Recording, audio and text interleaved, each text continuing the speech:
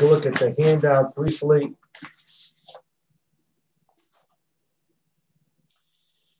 Yosef meets his brothers. See how much we can do. Yosef meets his brothers. Again, they came back. He takes Binyamin and he's going to put him in prison for stealing the Gavia, stealing the cup, which Yosef set up. Yehuda approaches Yosef and says, we need to have a talk here. And he begins a dialogue. We came here, we were honest with you, and it's Devarim Kosher.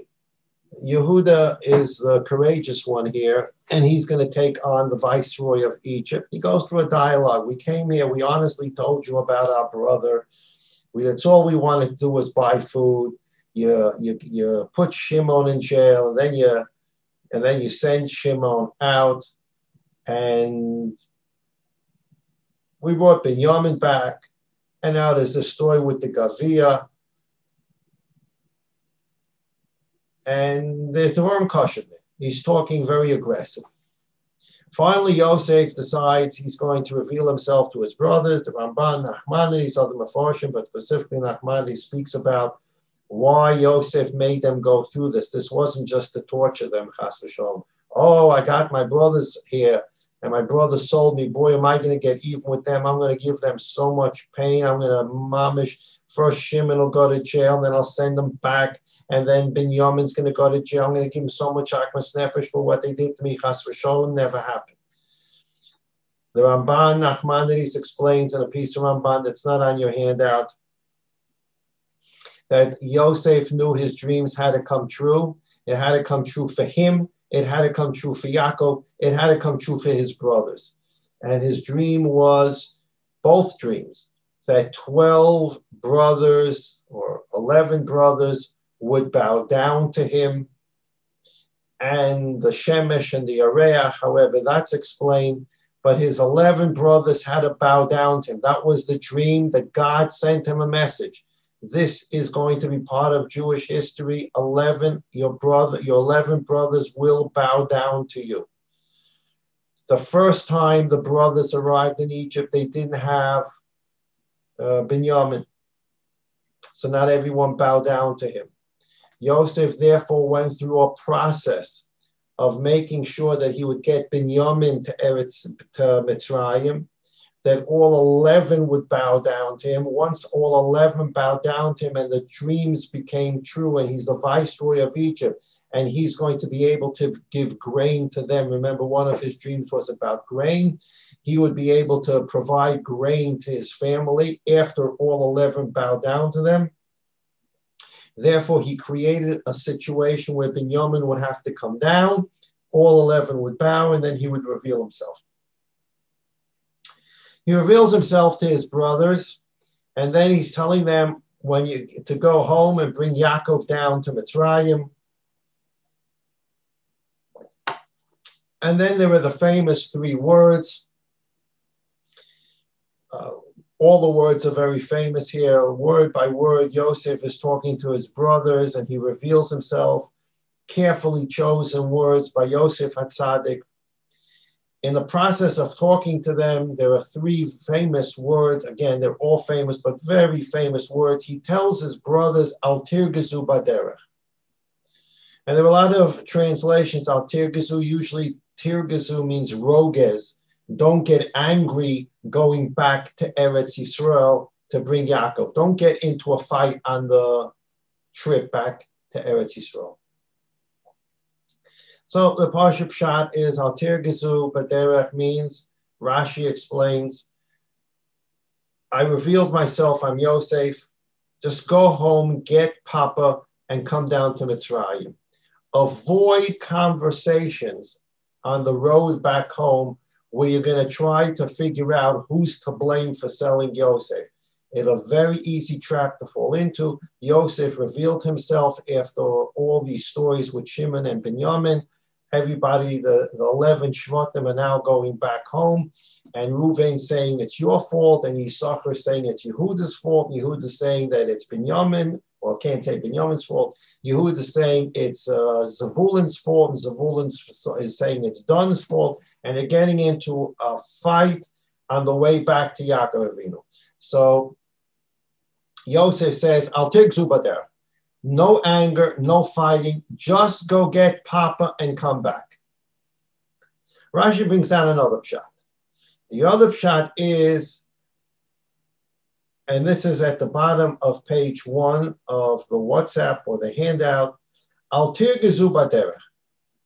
B'medrash, and Rashi brings down this medrash, Al yafsiu psiya gasa, don't walk to Al yelchu balayla. Do not take big steps. In other words, you're going to be in such a rush to get back to Papa Yaakov and tell him, oh, Yosef Chai, Yaakov has been in tremendous mourning for 22 years. He didn't have Ruach HaKodesh for 22 years while Yosef was away. And they're going to be in a rush. So they're going to travel faster than humanly possible. They're going to do everything hastily in order to get the Yaakov and say, oh, Yosef Chai. So Yosef says, Al tigzu b'derech. Al tigzu b'derech means don't let the derech, don't let the way home get angry at you. What can happen? Al yafsiu psiya gasa. Don't take big steps. Don't run. Val yelchu balayla. And don't travel at night. This is a normal trip home. Normal speed and resting at night. So the Kotzker says, this comes from the Amud HaEmes. Rotzu ache Yosef lehichavez k'dei lovasa la'aviem ki od Yosef Chai. Yosef understood that his brothers are going to rush home to tell Yaakov the Gutta Basura that Yosef is still alive. He's been waiting to hear this for 22 years. Amalahem Yosef. So Yosef said to his brothers, Bashamayim mitzuyenes hashor Moshe yagia Yaakov.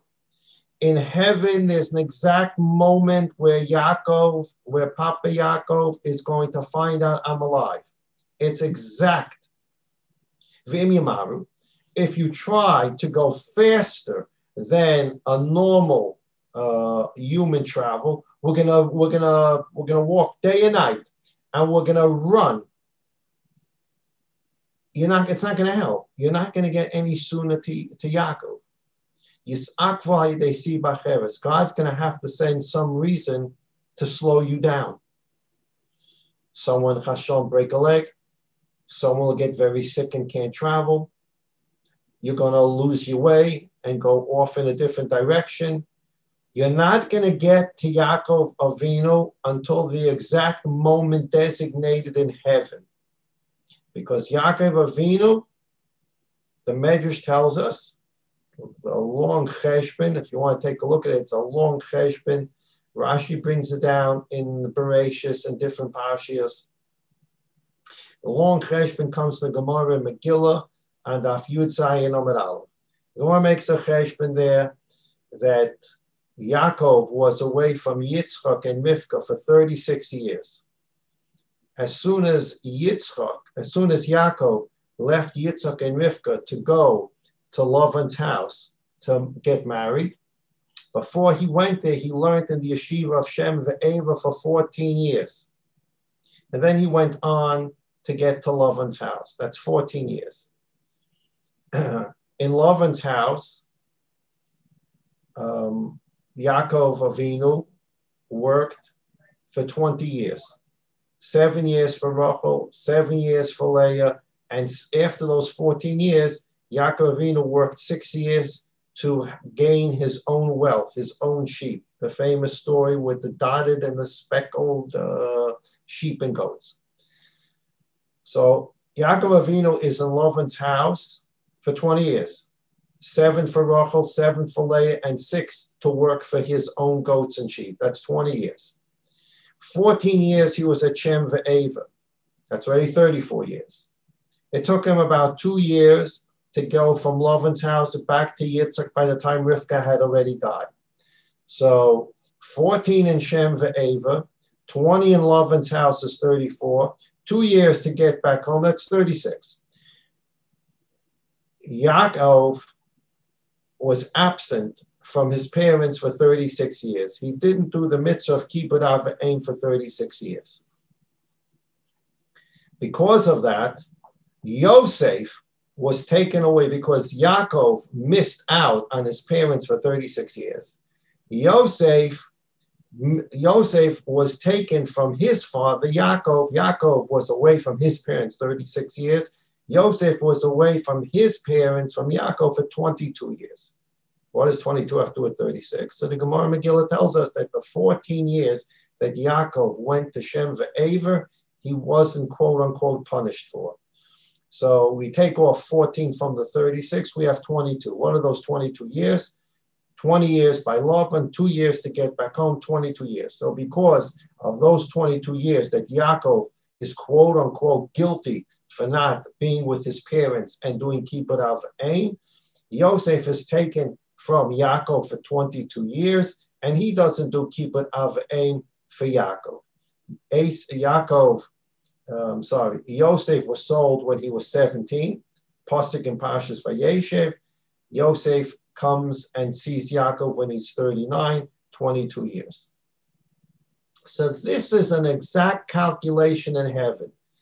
Yaakov didn't perform kibbut av v'ein for 22 years, of which he's responsible for 36, but he's responsible for 22. The Rebbeinu Shalom has a cheshbon now. Yosef, Yaakov, you didn't do kibbut av v'ein for 22 years. Yosef will not serve you for 22 years. I'm taking him away from you for 22 years. So this is to the exact moment. This is God's seconds, not human seconds.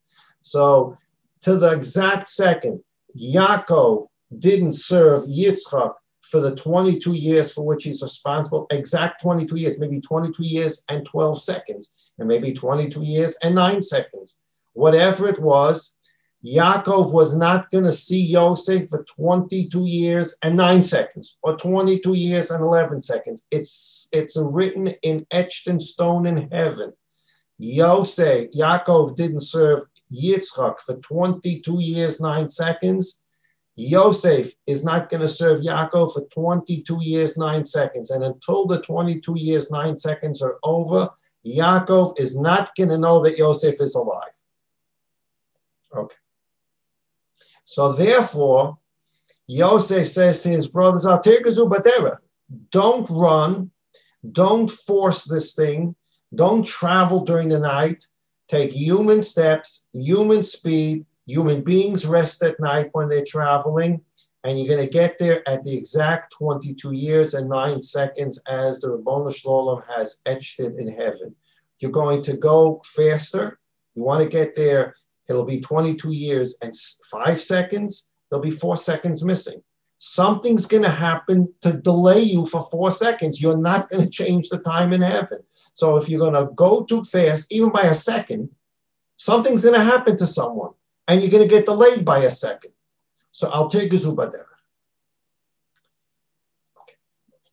This is an unbelievable idea about how everything is cheshbon ois in heaven. I was talking to everyone, everything is cheshbon ois in heaven. Nothing is coincident. Everything is to the second. When the corona came, it came to the very second, not a second early, not a second late. When the corona is going to leave him here of Yameinu, it's not going to be a second early, it's not going to be a second late. Now, of course, there's such a thing as Tehillim, there's such a thing as Tefillah, which is what we probably won't get to, and we'll pick up maybe next week. That's the Ramban. We were going to talk about how Tefillah works into this.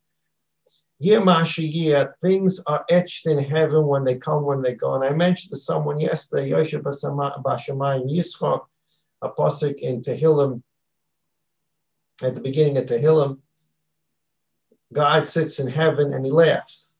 The pasuk is talking about he laughs at the nations of the world. But Yosef Hashemayim Yitzchak is a phrase that we say God has a sense of humor also. Yosef Hashemayim Yitzchak. Everybody made such a big maisa last week. They started last week. They rolled out the corona vaccine, and the Ribono Shel Olam rolled out last week the mutation of the corona, and they don't know if the corona vaccine is going to work on the mutated corona. No, they don't know yet. But Yosef Hashemayim Yitzchak, and please, nobody take what I said out of context, which happens sometimes. I didn't say people should vaccinate. I did not say people should not vaccinate. I just said the word vaccinate. I didn't say yes, I didn't say no. Gedolim have spoken, and people should listen to the Gedolim, and they should talk to their doctors. People have different underlying conditions. People have different age groups. Talk to the doctor based upon what the Gedolim have said, and that's what a person should do. But as soon as you say the word vaccine today, people can misquote you and say, he said, don't take the vaccine. Or he said, you should take. I didn't say take. I didn't say take. I said, talk to your doctor and then think about taking into strong consideration what the Gedolim have said. But the Rosh Hashanah sense of humor, people rolling out the vaccines in America and Israel are, certain people said this is the beginning of the end. Now that we're rolling out the vaccine, this is the beginning of the end of Corona. A certain world leader said this is the beginning of the end of Corona. Came this Corona in England, South Africa, other places, a no mutation. Yeah, the vaccine works, the vaccine works. Everything is going to be the way the Rebbeinu Shalom wants it to be on his schedule, and it's exact to the second. It's not somewhere, sometime, on some day in Tafshin Pei Aleph, B'mheirav Yameinu, the Corona will be the HaKadosh Baruch Hu will rid the Corona from the world. It's not like that. It's an exact day, exact millisecond, when it's going to happen in this country, when it's going to happen in this country. And there's, of course, there's a human hishtadlus, just like the brothers of Yosef wanted to get home quickly. They wanted to tell Papa Yaakov that Yosef is alive.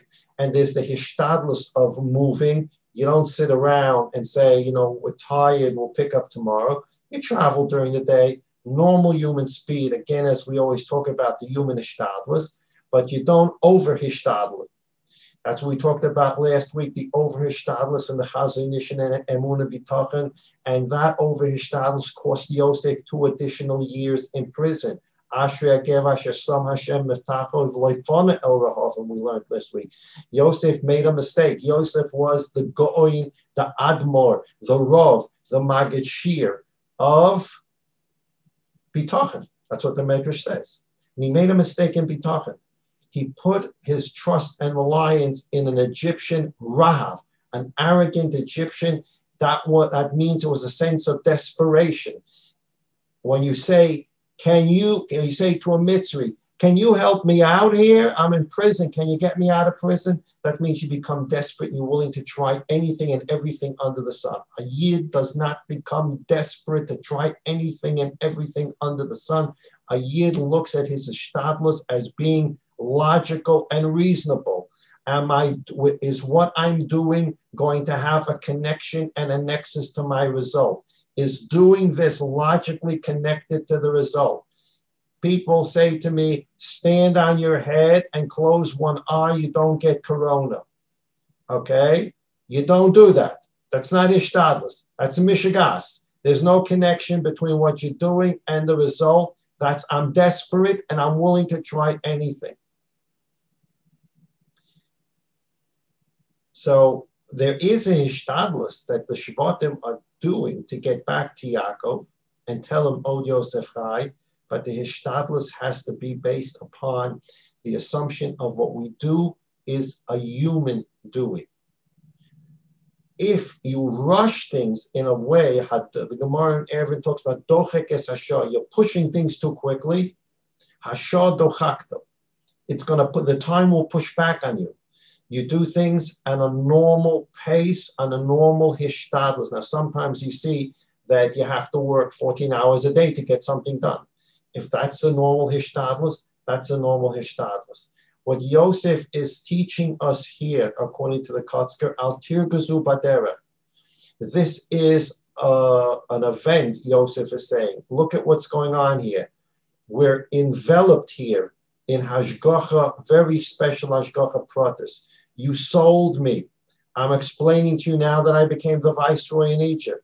Look at my dreams. My dream was that you 11 would bow down to me. The dream came true. My dream was that your grain would bow to my grain. Did you not come down to Mitzrayim to get grain from me? Look at the situation we're in. These dreams have come true. We're in a very special state of hashgacha pratis. And in that state of Hashgacha Pratis, the story is going to continue that Yaakov will find out. Papa Yaakov is going to find out that I'm alive, but it's in this special environment where everything is happening. 11 of you bow down to me as I dreamt. As I dreamt, you came to me for grain. And the rest of the dream is going to come true. And Alter Gezu Baderech, Yaakov, Papa will find out I'm alive, but only with the proper human hishtadlus. Otherwise, you're going to get delayed in a way you may not see. If we go to page 2, there's a perfect example here. Because of the importance of the subject, that we'll pick up next week. The pasuk in Shmuel Aleph, says that Shaul was with a young lad, and they were taking care of their father. Shaul was taking care of his father's donkeys. And the donkeys got lost. However, they got lost. And Shaul says, what do we do? How do I find my donkeys? So, talking to the lad, they decide they're going to go find Shmuel, the Choseh, the seer. And that's what Nevi'im used to be used for. People think Nevi'im were used for halacha. You don't use Nevi'im for halacha. We've talked about that. He doesn't know where his father's donkeys are. So he wants to meet Shmuel, find Shmuel, and say, Shmuel Hanavi, tell me where the donkeys are so I can bring them back to my father. So on the way to find Shmuel, what's going to happen here? Right now, Shmuel is the leader of the Jewish people. He's a Navi, he's a Shofet, and he's the leader, the head of Klal Yisrael. The moment that Shaul meets Shmuel, there's going to be a transition, the beginning of transition of power. Shaul will be told that he's going to be the king of the Jewish people. From that moment, Shmuel becomes, so to speak, the Navi, and kingship remains only with Shaul. So this is a very, very, very, very important millisecond in the history of the world. Shmuel will cease being the leader, so to speak, of Klal Yisrael, and now there's going to be the first Jewish, well, for our purposes, the first Jewish king. Yoshua had a din of a melech, Moshe had a din of a melech, but Shaul is going to be the melech. He's going to be the leader of the Jewish people. This is an etched in heaven millisecond when Shaul has to meet Shmuel for the transference of power. Okay. So it says in the pasuk that Shaul is looking for Shmuel. He gets general directions, but he can't find him. So on page 2 of the handout, on the left side of the page, on the third line, you have the pasuk in Shmuel. It says, Kebo Achem Ha'ir, Shaul runs into a group of young girls, and he asks the young girls, I know that Shmuel Hanavi is in this area. Can you give me directions to get to him? And the young girls say to him, Kavolachem ha'ir, when you get to the city, Kain Tim Tzuoso, you will find him. B'terem yala habama, before he goes up to the bama to eat from the sacrifice, Kilo yochol ha'om ad bo'o, because none of the people will eat until Shmuel eats from the sacrifice. Kahu yivarech hazeva, he will make a blessing on the carbon. Achechen yochel hakroyim, and then the guests will also eat from the carbon. Va'ata alu, and now you should go up there. Ki oso kayom timtzon oso. Ki ito kayom timtzon, because today you will find. But somebody, Shaul asked for directions. Where's Shmuel? They say, take a left there and take a right there. No, they say, you're going to come to the city, you'll be able to find him. Before he goes up to the bama to eat from the sacrifice, because no one else will eat till he eats. And first he has to make a bracha on the sacrifice, and then everyone else has to eat. Oh, and this is where you go up there. What does all these words have to do with the directions? Why didn't they just say, way to go? So the Gemara in Brachas Memches Amud Aleph, HaGemara Sho'eles Madua Herichu Hana'aras B'Shuvosam L'Shol. Why did what's this long-winded answer? Just tell them make a right and a left. V'amaroyim atziyim sholosh shuvos. The Amaroyim in the Gemara give us 3 different reasons why they talked so many words. Gemara in Brachas Memches Amud Beis. Reb Nosson says, we know that women talk more than men. That's the way it is. The Gemara in Kedushin says different things came down to the world. There's different measurements of this came to the world, of this came to the world, of beauty, of wealth. The Gemara says that there are 10 kabin, a measurement, a certain measurement of the power of speech, talking, the words came down to the world, and women took 9 of them. That's what it says. It says, in other words, for every 10 words that God sent to the world that can be spoken, women took 9 and men took 1. Tisha kabin lakhu nashim, and so nashim adabranias. So therefore, Shaul asks for directions. So what do they say? They say, oh, we have to tell you the whole Maisa. We're not going to just give you directions.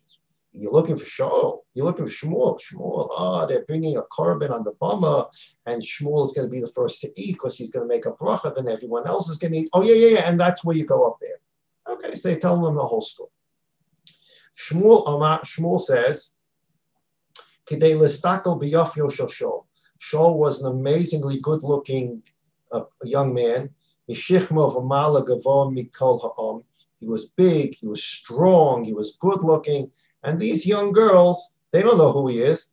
It's a handsome young man that's walking into the neighborhood. Never seen him before. Maybe he is a shidduch, shidduch, nishta shidduch. But they want to take a good look at him. They want to take a good look at his at Shaul.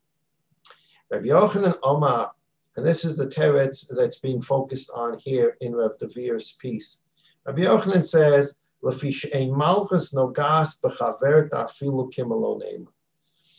kingship doesn't interfere in the time of another kingship, even by a millisecond. In other words, the moment that Shaul meets Shmuel, Shaul becomes king, and Shmuel is no longer the full leader of Klal Yisrael. He's a Navi. Shaul is now king. That second that will affect the history of the whole world is etched in stone in heaven. So Shaul's looking for Shmuel, and he's getting there too early. A couple of seconds. So he asks the girls, tell me how to get to Shmuel Hanavi. So if they say, make a right, make a left, Shaul is going to get there a couple of seconds too early. And he can't get there a couple of seconds too early. He's going to have to trip and fall and break a leg. Who knows what's going to have to happen, because Shmuel Hanavi, from the moment the world was created, Shmuel Hanavi, etched in stone, Shmuel Hanavi will be the Navi and the leader of Klal Yisrael for this exact number of years, this exact number of days, this exact number of minutes, this exact number of milliseconds. And Shaul's going too fast. So what does HaKadosh Baruch Hu do? Shaul asks these girls for directions, and now the girls add a ganze story here. And the story could have taken Kiboachem ha'ir, kein timtzu noso, betem yala b'mosa, lechel, kilo yochel amad bo, ki hu yavar chazeva, ha'chochen yochel ha'kruim. What is that, 5 seconds? So it took 5 more seconds till Shaul got to Shmuel. That's the time that he was supposed to get to Shmuel. And that's why these girls added all these words. They didn't even know why they were saying the words. God put the words into their mouth to delay Shaul from getting to Shmuel, because Shmuel was supposed to be the leader of Klal Yisrael for another 5 seconds, and Shaul can't get there 5 seconds early. So Rebbeinu Shalom has these girls chattering, this and this and this, a carbon, this, that. Now he's going to get there at the exact moment of time, and he'll get there safely. And then the transition will occur from Shmuel to Shaul. So what we see from here again, we'll try to work in next week, the importance of the two things that occur here. First of all, as we learned by Yosef, Yosef said, don't rush don't rush beyond human capability. Rest at night, because it's etched in stone when Yaakov's going to hear those words. Oh, Yosef Chai, it's etched in heaven, the exact moment of the 22 years. You're going to rush, something's going to happen. Don't rush. Do your human hishtadlus, and the Rebbeinu Shalom is going to control the result at the exact moment in time that it should happen. We have the same exact thing here happening with Shaul and Shmuel. The Rebbeinu Shalom, according to Rabbi Yochanan, puts words into the mouths of these girls so that they can delay Shaul a couple of seconds, because he's not getting to Shmuel before then. And if he does, and he tries, something's going to have to stop him. So Rebbeinu Shalom said it's a good thing to stop him. The 5 seconds, you're going to listen to the girls telling you about the korban and who's eating from the korban and the bracha on the korban. And in this way, he's going to get there at the exact moment of time. So this is a piece of that Rav Kook talks about. We don't have time to really go into it today, because we've been talking about the interaction of Hishtadlus and HaKadosh Baruch Hu controlling the result. So we see from here by Yaakov and Yosef and the Shvatim, how Kadosh Baruch, how everyone's doing their Hishtadlus, but the result and the moment it has to happen is controlled by the Rebbeinu Shalom. We see this by Shaul and Shmuel. Shaul is making a Hishtadlus, doesn't even know what the Hishtadlus is for. Shaul does not know that he's going to meet Shmuel and he's going to be told, you're king. He thinks he's going to look for Chamorim. He's going to ask Shmuel where my father's donkeys are. He has no idea that he's going to be told he's king. So he's doing his hishtadlus to find some donkeys. He's being delayed because he's not going to become king for 5 more seconds. So while he's doing his hishtadlus, God's running the world to the exact moment as is necessary. So we have a blend here of human beings engaged in hishtadlus, the Rebbeinu Shalom working his plan out for the world through the human hishtadlus. You're looking for donkeys, I'm making you king, and you don't even know it yet, but it's going to happen at the exact second. This is the blend of human beings doing their daily hishtadlus, and the Rebbeinu Shalom controlling the result and moving all the pieces to the place they need to be. You're looking for donkeys, I'm making you king. And it's going to happen exactly when I want it to happen. So this important lesson of the hishtadlus of the human being, with the amunah and bitachon that God's controlling the result at the exact second it should happen, the millisecond. This is the hishtadlus and the amunah bitachon that go together in everything we do in life. Belineda will pick up on this next week and develop it a bit more, because of just the immense importance of everything we do in life has hishtadlus, with the blend of God controlling the result at the moment it's supposed to happen. We'll be glad to continue on that next week. And again, it's in the Parsha. Yosef says, Al tirguzu baderech, don't rush. It's etched in heaven. You go home with a normal human hishtadlus pace. God has etched in heaven when Od Yosef Chai will be heard by Papa Yaakov. All Yidden Yeshua Shav Yeshuas, all Yidden Refuah Shav Refuahs, all Yidden Nechama Shav Nechamas, all Yidden Brachas should have all the brachas, all the Shefa Toiv that Rebbeinu Shalom can send. Brachas, Yeshuas, Nechamas, Refuahs only come from the Echad Yachanam Yuchad, only come from the Rebbeinu Shalom when he wants, we just spoke about, how he wants, as we just spoke about, and if it's through a shliach, only through the shliach that he wants, as we just spoke about. And it's not going to be a second earlier, a second late. It's going to be exactly according to the cheshbon, the Rebbeinu Shalom, to the millisecond, with our human hishtadlus in making sure we have refuah, we have a bracha, that we have nechama, we have Yeshuas, and the Rebbeinu Shalom then comes in and blends our hishtadlus with his bracha. Refuah shalema to Moshe Zelig ben Rezel, Yosef Chaim ben Shoshana Menucha, Liba Malka bas Chaya Braina, David ben Margalit, Chol Chole HaKorona, Besof Shah Chole Yisrael, Force HaNefesh, Force HaGuf, Hashtabak Allah, Zman Karim Lema Amen, Everybody, please take care of yourselves. They're talking about the next Seder already, Sunday, at 5. They're talking about a mutation. Now they're talking about there's a second mutation that they found. Everybody, please take care of yourselves. Go where you need to go, when you need to go, make a cheshbon. I also go out with my wife. The people can't become, but looks like we may become prisoners again. I'm not saying that in a bad way. I'm not saying that. I'm just saying there's an emotional sense of being a prisoner when you can't go more than a meter from your house. But we need to comply with the rules. We need to do what we can do. It's again the Bear HaGoyel, last one of Choshen Mishpat. When we think about these things, how to keep ourselves healthy and what to do to keep healthy. If we call our doctor and say, "Doctor, what do you think? Should I take the vaccine?" That call is a mitzvah because that's concerning our health, and keeping our health is a mitzvah. So we contact our doctors. Should we? Shouldn't we? This is my age. These are my conditions. And then the Gedolim have spoken as well. And then you make your decision. And it should be with bracha and hatzlacha, the right decision. We should all make that right decision for ourselves, for our families. We should all be healthy and safe and well. That's what the Rebbeinu Shalom wants. So we can dance and sing to greet Mashiach Tzidkenu, B'mhev Yameinu, Hayoim Keni Rotzen. Tomorrow, Asar B'Tevis, a fast. Mashiach comes today. We know that the 4 Tanesim become converted into Yomim Tovim. So right now, at this second, tomorrow is a fast day.